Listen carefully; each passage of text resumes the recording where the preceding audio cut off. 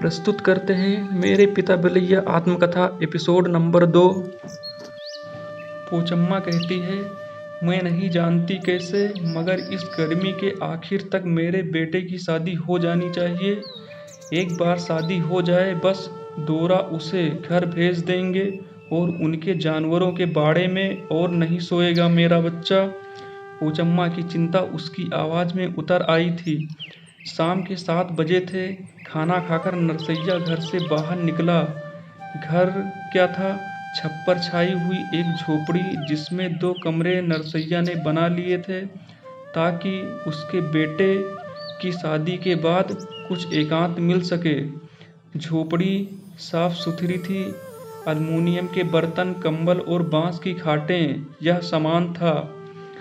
यह सब भी वह इसलिए जुटा पाया था कि उसके पास जमीन थी जिससे कुछ कमाई हो जाती थी। एकाएक एक आदमी दौड़ता हुआ उसके पास आया और बोला, अरे नरसैया, तुम कहाँ थे? मैं सारा दिन तुम्हें खोजता रहा। नरसैया ने कहा, क्या बात है? नरसैया बेसब्री से मुड़ा। तुमको अपने बेटे की दुल्हन चाहिए थी।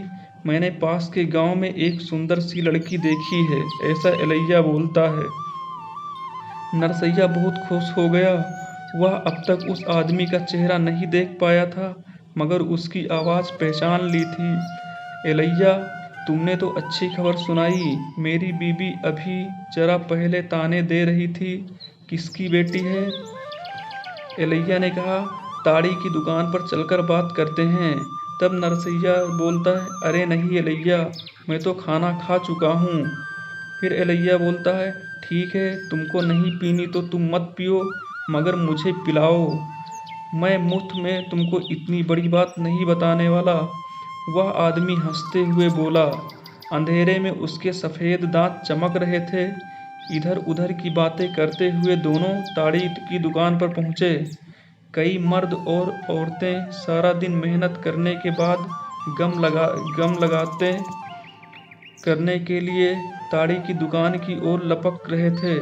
शूद्रों की ही एक उपजाति ईदगाह के लोगों द्वारा निकाली और बेधी जाने वाली ताड़ी गांव वालों का प्रिय पेय थी। ताड़ी बनाने वाले, जिन्हें गोंडलोल कहा जाता था, अपनी जान और हाथ पैर जोखिम में डालकर ताड़ के लंबे पेड़ों पर चढ़कर ताड़ी उतारते थे। ताड़ी की दुकान में अछूतों के लिए एक अलग हिस्से में खड़े होकर नरसैया ने ताड़ी लगाने के लिए आवाज़ दी। जब कलार गोंडलोडू छोटी सी हंडिया में ताड़ी लेकर आया तो नरसैया ने उससे थोड़ी दूर पर पैसे रखे। उस आदमी ने उन पैसों पर थोड़ा पानी छिड़क कर उन्हें शुद्ध किया, फिर उठाकर जेब में रख लिए और मुड़कर दूसरे लोगों को ताड़ी देने लगा। हंडिया का मुंह से पकड़कर नरसैया जल्दी से एलैया के पास पहुंचा। ताड़ी के घूंट लेते हुए एलैया ने बताया, मैंने लड़की को देखा है, गोरी है, सुंदर है, 10 साल की होगी। उन दिनों कम उम्र में शादी करने का चलन था और 10 साल की लड़की शादी के लिए लायक समझी जाती थी। ऐसी लड़की शादी के बाद अपने माता पिता के ही घर रहती और युवा हो जाने के बाद ही ससुराल भेजी जाती। उन दिनों लड़कियां 12-13 साल की उम्र में ही गर्भवती हो जाया करती थी और उनकी गर्भावस्था बड़ी ही कठिन और जोखिम भरी होती थी।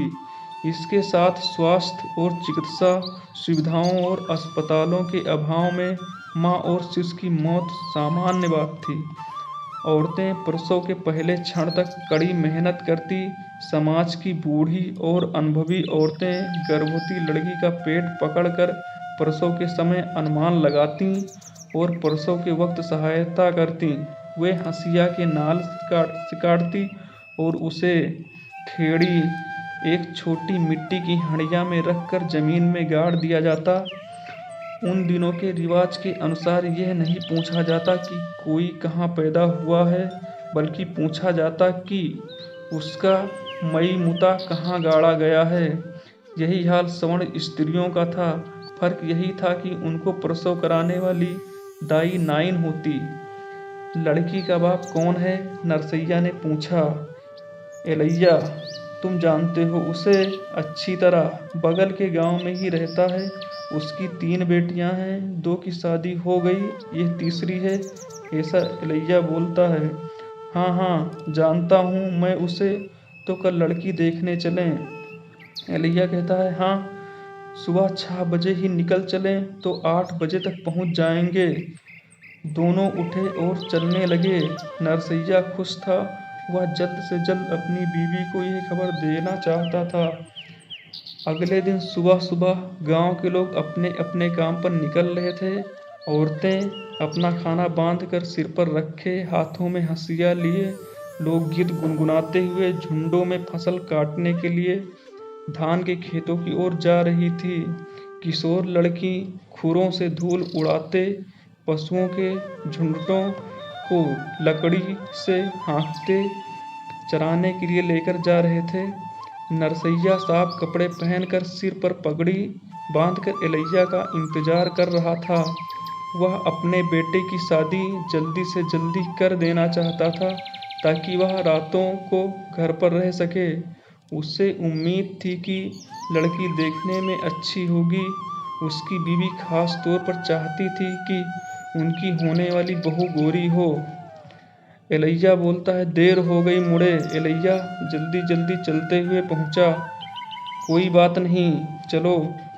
दोनों बात करते हुए तेजी से चलने लगे।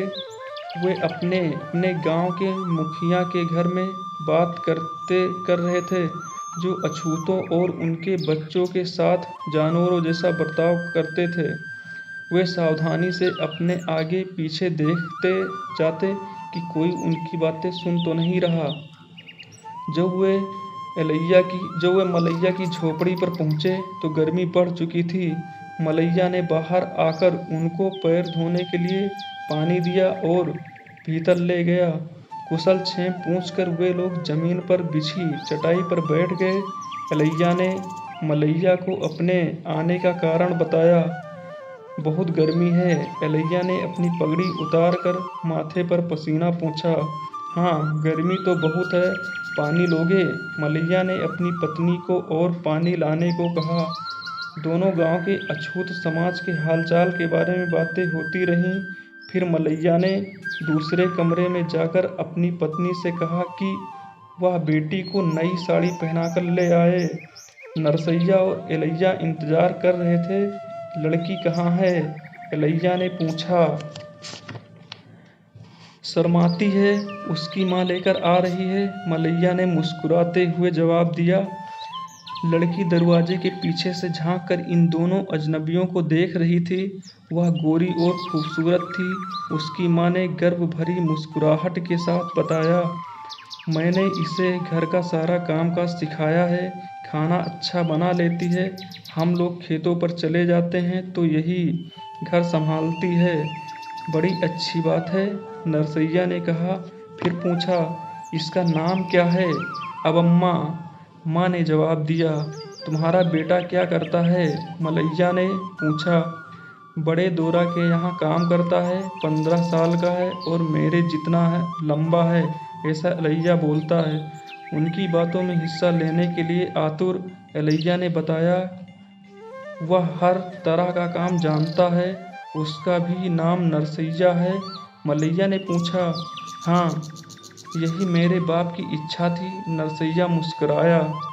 ठीक है, तुम्हें अगर रिश्ता मंजूर हो तो हम अपने रिश्ते की औरतों को लेकर तुम्हारे घर आएंगे। मलैया ने कहा, मैं अपनी बीवी से बात करके 1-2 दिन में तुम्हें खबर करूंगा। कुछ पियोगे?